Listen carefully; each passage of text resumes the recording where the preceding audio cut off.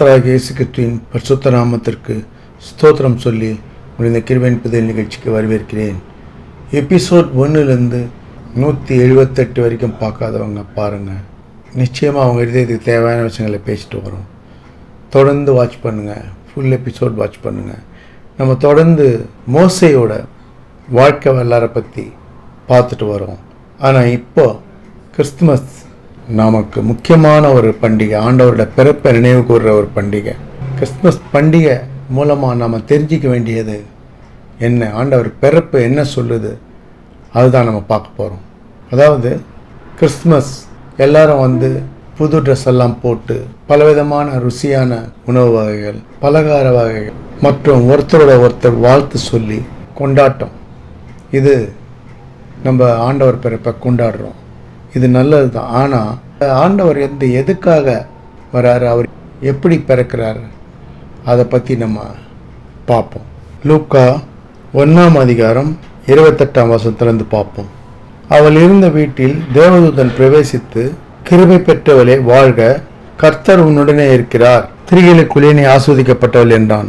29 அவளோ அவனை கண்டு அவன் வார்த்தையினால் கலங்கி இந்த வாழ்த்துதல் எப்படிப்பட்டதோ என்று சிந்தித்துக் கொண்டிருந்தாள். தேவதூதன் அவளை நோக்கி, மரியாளே பயப்படாதே, நீ தேவனிடத்தில் கிருபை பெற்றாய், இதோ நீ கர்ப்பவதியாகி ஒரு குமாரனை பெறுவாய், அவருக்கு இயேசு என்று பெயரிடுவாயாக. பாருங்க, ஆண்டவர் பிறக்கிறத தூதன் பிறக்க போகிறதுக்கு முன்னாடி, அவங்க கர்ப்பமே ஆகலை, திருமணம் ஆகலை, எதுவுமே ஆகலை, அதுக்கு முன்னாடி வெளிப்படுத்துறாரு ஆண்டவரோட தூதர். அவங்க பயப்படுறாங்க. தேவதூதன் கர்த்தர் உன்னுடனே இருக்கிறார், நீ ஆசீர்வதிக்கப்பட்டவள் அப்படின்னு சொல்லி அவங்களுக்கு அந்த நடக்க போகிறத சொல்கிறார். நீ பிள்ளையை பெற்றெடுப்ப, இயேசுன்னு பெயர் கொடுக்கணும் அப்படின்னு சொல்லி சொல்கிறார். அதுக்கப்புறம் பாருங்க 32 அவர் யாக்கோபின் குடும்பத்தார் என்றென்றைக்கும் அரசாளுவார், அவருடைய ராஜ்யத்திற்கு முடிவிராது என்றான். அதற்கு மரியாள் தேவதூதனை நோக்கி, இது எப்படி ஆகும், புருஷனை அறியேனே என்றால். அவங்கள பொறுத்த வரைக்கும் பார்த்தீங்கன்னா உலக பிரகாரம் எப்படின்னா திருமணம் ஆகணும், பிள்ளை பெறணும், இப்படி. ஆனால் இது ஆண்டவர் பிறக்கிறதுக்கு இவங்களை பாருங்கள் கன்னிமரியாளாக சூஸ் பண்ணுறாங்க. ஆண்டவரை பெற்றெடுக்கிற வரத்தை பெற்றவங்க அவங்க. அப்போ தான் பாருங்கள் அவங்களுக்கு பதில் சொல்லும். 35 தேவதூதன் அவளுக்கு பிரதியுத்தரமாக, பரிசுத்தாவி உன்மேல் வரும், உன்னதமானவருடைய பலம் உன்மேல் நேரிடும், ஆதலால் உன்னிடத்தில் பிறக்கும் பரிசுத்தம் உள்ளது தேவனுடைய குமாரன் என்னப்படும். பரிசுத்தமான பிள்ளை தேவனுடைய குமாரன் என்னப்படும். அதுக்கப்புறம் 36 இதோ உனக்கு இனத்தாலாயிருக்கிற எலிசபெத்தும் தன் முதிர் வயதிலே ஒரு புத்திரனை கர்ப்பம் தரித்திருக்கிறாள், மறுபடி எண்ணப்பட்ட அவளுக்கு இன்று 6ஆம் மாதம் சொல்லிட்டு 37 தேவனாலே கூடாத காரியம் ஒன்றுமில்லை என்றான். இதை சொல்லிட்டு முதிர் வயசுல இருக்க எலிசபெத்தே இப்போ கர்ப்பமா இருக்கா, இது 6ஆம் மாதம், அதனால ஆண்டவரால் கூடாத காரியம் ஒண்ணுமே இல்லை, நீ சிந்திக்காத அப்படின்னு சொல்லிட்டு சொல்றாரு. அதாவது தயக்கம் வேணாம், சிந்திக்க வேணாம், நீ எதை பற்றி யோசிக்க வேணாம். ஏன்னா அவங்க யோசிக்கிறாங்களே, உலக பிரகாரம் யோசிக்கிறாங்க. புருஷன் அறியனே எப்படி நான் பிள்ளை பிறக்க முடியும், அதெல்லாம் யோசிக்கிறாங்க. அப்போ தான் பரிசுத்தாவி வரும், இப்படி அவர் தான் தேவகுமாரன் என்னப்படும், அதெல்லாம் சொல்லிட்டு ஆண்டவரால் கூடாத காரியமே இல்லை அப்படின்னு சொல்கிறார். அதுக்கப்புறம் பாருங்க 38 அதற்கு மரியாள், இதோ நான் ஆண்டவருக்கு அடிமை, உடைய வார்த்தையின்படி எனக்கு ஆக கடவுது என்றால். அப்பொழுது தேவதூதன் அவளிடத்திலிருந்து போய்விட்டான்.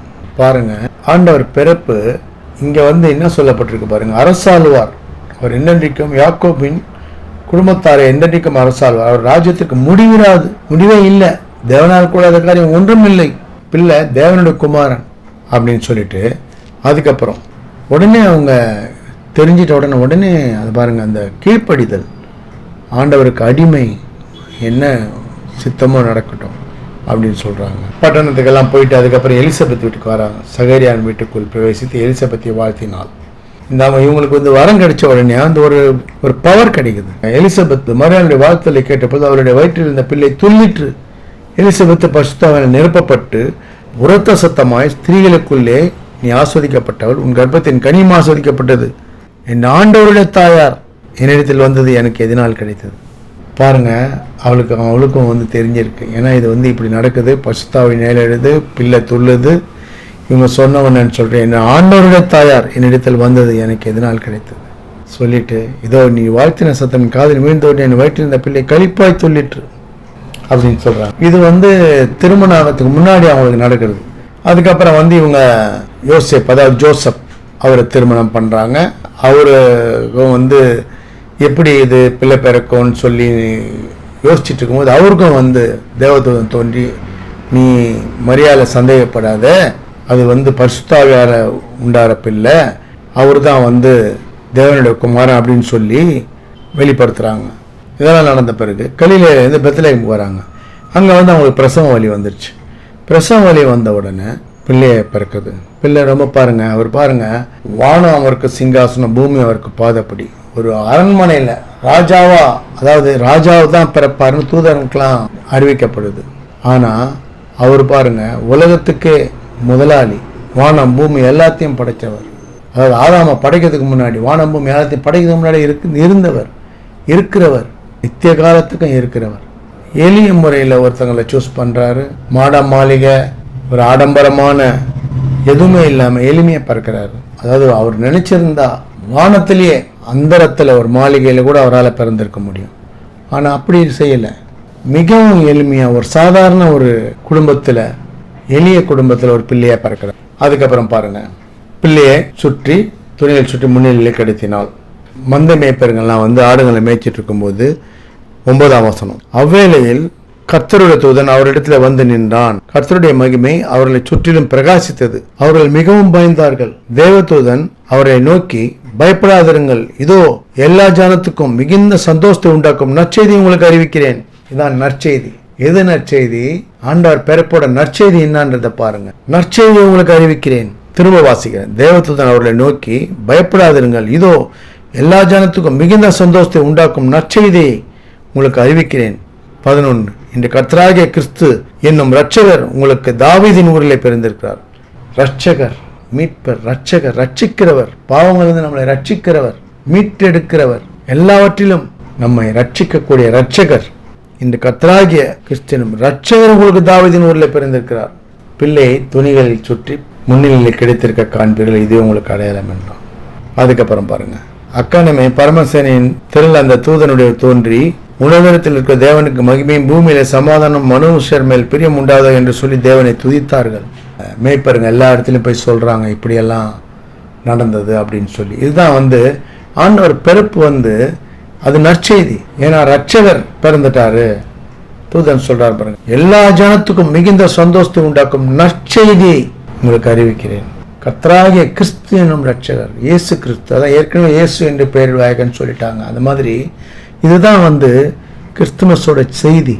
ஆண்டவர் பிறப்பை நம்ம வருஷம் வருஷம் நம்ம நினைவு கூறுறோம், கொண்டாடுறோம் எல்லாம். ஆனா என்ன நோக்கத்துக்கு அவர் வராரு, எப்படி பிறக்கிறாரு, அவரோட வாழ்க்கை எப்படி இருக்கு, ரட்சகரா வராரு. வல்லமை பொருந்தின ஆண்டவரா இருந்தா கூட, வானபூமியை படைச்சவரா இருந்தா கூட, நமக்காக பாருங்க வானத்திலிருந்து கீழே இறங்கி பூமியில ரத்தமும் சதையும் கொண்டவரா ஒரு பிள்ளையா பிறக்கிறார். அவர் தான் நம்ம ரட்சகர், அவர் தான் நம்மளுடைய மீட்பர். இதுதான் நற்செய்தி, இதுதான் கிறிஸ்துமஸ் செய்தி. ரட்சகர் பிறந்திருக்கிறார், ரட்சகர் நம்மளுக்கு இருக்கார். இருந்தவர், இருக்கிறவர், எப்போதும் இருப்பவர், நேற்றும் மென்றும் மென்றும் மாறாத தேவன் நம்மோடு இருக்கிறார். அவரை துதிப்போம். இந்த நினைவோட நம்ம ரட்சகர் அவர். இதுதான் நமக்கு வேதம் சொல்ற செய்தி. ரட்சகர் நமக்கு பிறந்திருக்கார், ரட்சகர் நமக்கு எப்போதும் இருக்கார். நம்ம பாவங்களை நம்ம மீட்டெடுக்கிற ரட்சகர் நமக்கு இருக்கார் அப்படின்றத நினைவு கூர்ந்து கிறிஸ்துமஸை நம்ம கொண்டாடுவோம். ஆண்டவரோட சமாதானத்தை பெற்றுக்கொள்வோம். வர வெள்ளிக்கிழமை 27 அன்னைக்கு நம்ம நிகழ்ச்சி இருக்காது. ஏன்னா நம்ம மோசையோட வாழ்க்கை வரலாறு பேசிட்டு வரோம். கிறிஸ்துமஸ் நியூ இயரை முன்னிட்டு பண்டிகை காலன்றதால நம்ம நியூ இயர் செவ்வாய்க்கிழமை சந்திப்போம். தொடர்ந்து வாட்ச் பண்ணுங்க. சப்ஸ்கிரைப் பண்ணணும்னு நினைக்கிறவங்க சப்ஸ்கிரைப் பண்ணுங்க. பிடிச்சிருந்தா லைக் பண்ணுங்க, ஷேர் பண்ணுங்க. அநேக இருதயங்கள் ஆண்டவரை தொடும்படி நிறைவுக்கு வருவோம். கர்த்தராகிய இயேசு கிறிஸ்துவின் விலையேறப்பட்ட ரத்தத்திற்கு ஜெயத்தை ஏறெடுத்து அவருடைய பரிசுத்த நாமத்துக்கு ஸ்தோத்திரம் சொல்லி நிறைவு செய்கிறேன். நன்றி. தேங்க்ஸ் ஃபார் வாட்சிங். தேங்க்யூ.